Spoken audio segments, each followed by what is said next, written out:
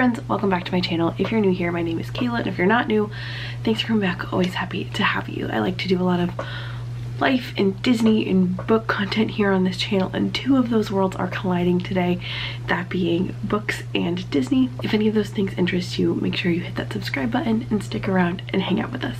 It's the first video in a series I've been planning here on my channel for a very long time, hence the fact that we are wearing a very nice Cinderella shirt that says "Have courage and be kind" from Magical Castle Embroidery. Today I'm sharing with you some Cinderella book recommendations. If Cinderella is your favorite Disney movie or Disney princess, there are plenty of books that you might like as well, and I'm here to share some of those with you today. I've been working on this series for a very long time and planning it out, and I'll be honest, I have notes and plans for pretty much every Disney princess and some other Disney movies, so if you like this, make sure you give this video a thumbs up.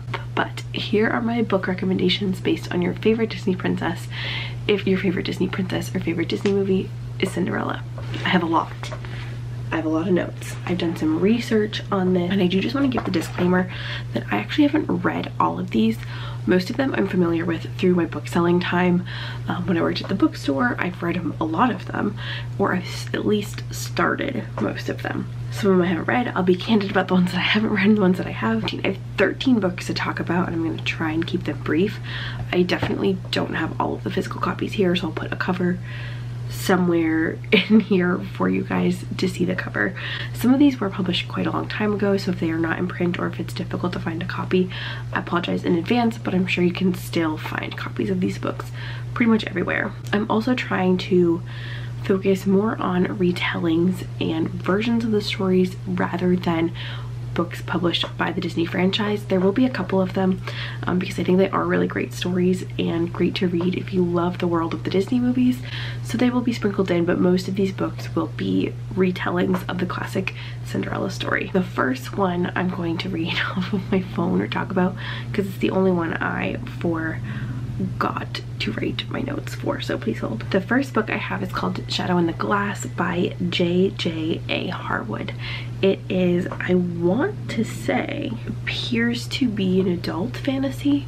It is a kind of more classic Cinderella retelling, except instead of living under a evil stepmother, Ella lives under an evil stepfather. She is kind of forced to work and clean as a maid in his house. Her only real escape from this kind of difficult life is her books, which she loves, until one night a fairy godmother comes to her and offers her 7 wishes to escape her life, though each wish comes with a price, and Ella has to determine if she's willing to pay the price for that wish. It's supposed to be kind of like a little bit like passionate, intense, a little bit scary is kind of the vibe that I got from the reviews that I read. I have this book somewhere. I think it's in storage, and I've been holding on to it because it's a Cinderella retelling, but I have not read it myself yet, but I would like to. That is The Inheritance Games by Jennifer Lynn Barnes. This is not a fantasy.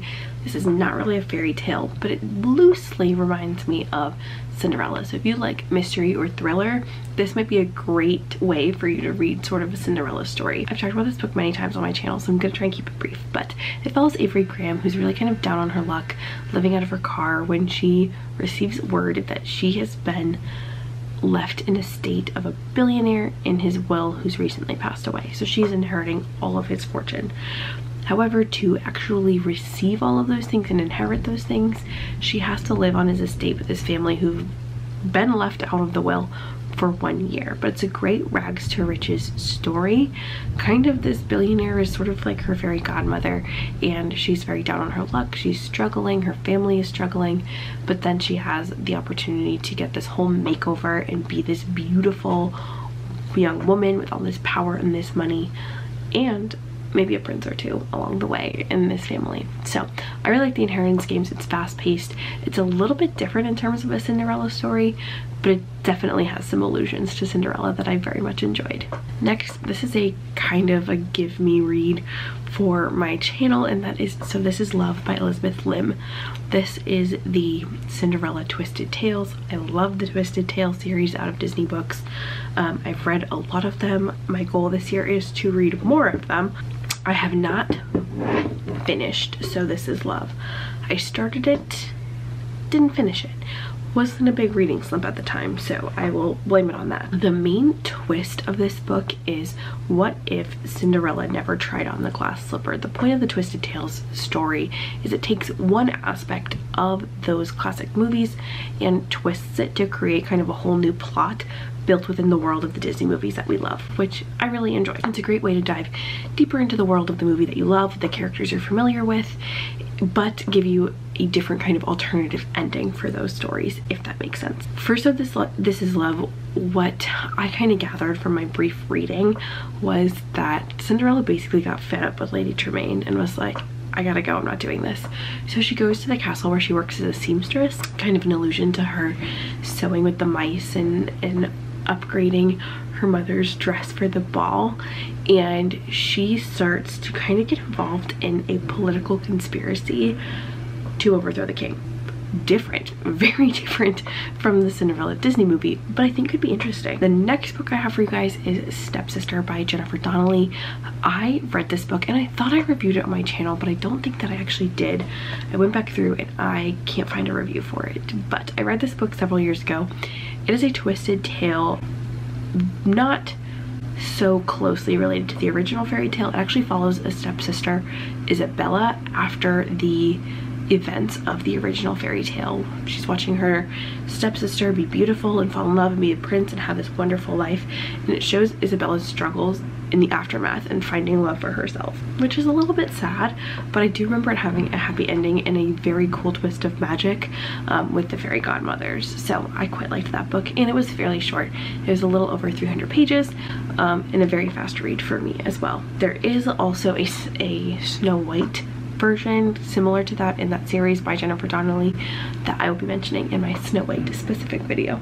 This book I started and I remember not finishing it, and actually just remembered I didn't finish it, and I'm disappointed because I really liked it, and that is Geekerella by Ashley Poston. That is the first book in the Once Upon a Con series. It is a YA modern contemporary story that follows Cinderella very closely with modern young adult characters. I had been reading this book while I was teaching, and that was definitely putting me in a reading slump. So I did not finish this book, but I was really enjoying it, and it follows our main character, who's a girl obsessed with this sci-fi show. It gives me Star Trek vibes, and she sees a contest to go to a con based on this and cosplay as one of the characters. So she has to magic herself and change herself with this cosplay and go to this con ball. There, one of the prizes is to meet with the actor who's going to be in the upcoming remake movie of this series, who's dashingly handsome and has been written off the trash trucks outside my house. As I was saying, he has just been kind of written off as this handsome, dashing person, but he actually secretly really loves this series, and this is his like dream role, and our main character and this actor get to meet at this con. She also works at a food truck called the Magic Pumpkin, which I think is just like such a fun little allusion to Cinderella. Love it, love it, love it, love it. The next book I have for you, I have read and I think I have reviewed on this channel. If I have, I will link it in the cards for you, and that is Cinderella Is Dead by Kayla Victoria. It is a fantasy world set 200 years after the original Cinderella story. Cinderella went on, married the prince. 200 years later, she's done passed away, and she's left a long line of descendants to this prince. But now in this world, because Cinderella and the prince met at this ball, now each year girls in this town have to present themselves at the ball to be selected by the men of the town to be their wives. Kind of yucky, right? Sophia is our main character, and she, the last thing in the world that she wants is to be chosen as somebody's wife. She would much rather marry her best friend named Erin, who unfortunately I think is not interested in her, if I recall correctly. So at the last minute at the ball, she decides to run away to Cinderella's mausoleum, where she meets one of Cinderella's descendants, and together they work together and plot to overthrow the evil king that's perpetuating this tradition. Very cool, very fun, very interesting take on Cinderella. I actually really enjoyed that book. Go watch my review because I'm not remembering all of my specific thoughts of it, but I really enjoyed that read, and I believe that's a series as well. I know there is one definitely for Snow White, but there might be another book as well. This book I'm so excited about, and I tell all of my friends who love to read fantasy and fairy tales and love Disney about, and that is Charm by Sarah Pinborough. This book is very old, and it's the second book in a series called The Tales from the Kingdom. What's cool about these 3 books in this series is they're very short. They're less than 200 pages, and they're all intertwined together. You have overlap in characters that come across all 3 tales. This is a pretty straightforward standard retelling of Cinderella with a little bit more magic, and it's a little bit sexy.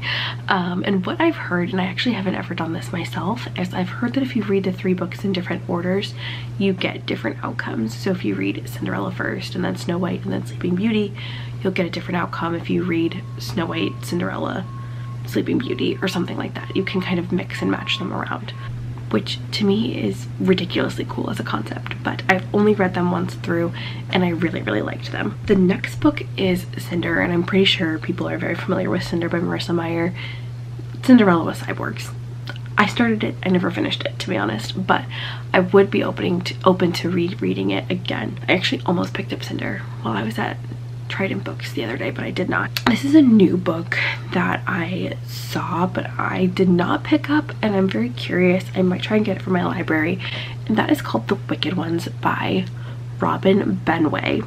It is the first in a book series called The Dark Ascension. It is a Disney Books imprint or Disney Books series, and it's another villains focus series. I kind of like that Disney focuses on the villains too and creates a whole franchise for their villains. But this follows the 2 evil stepsisters in the Cinderella movie, Drizella and Anastasia, and gives them a little bit more of their moment in the spotlight.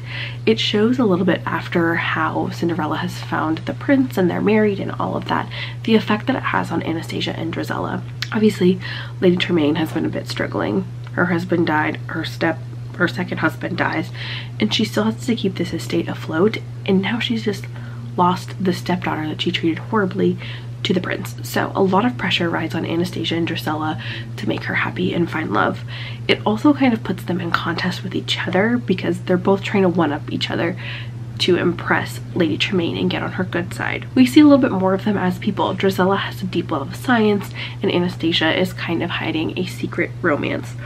And I like this kind of view of humanizing these villains as people as well, and I'm very excited to read this. This is a little bit different for a Cinderella retelling, and I think it's just a great story if you love Cinderella in general, and that is Break Your Glass Slippers by Amanda Lovelace. This isn't fiction, it's a poetry collection, and I just have to say it is purely magical. I believe I reviewed this on my channel as well, but I really love what Amanda does with this book.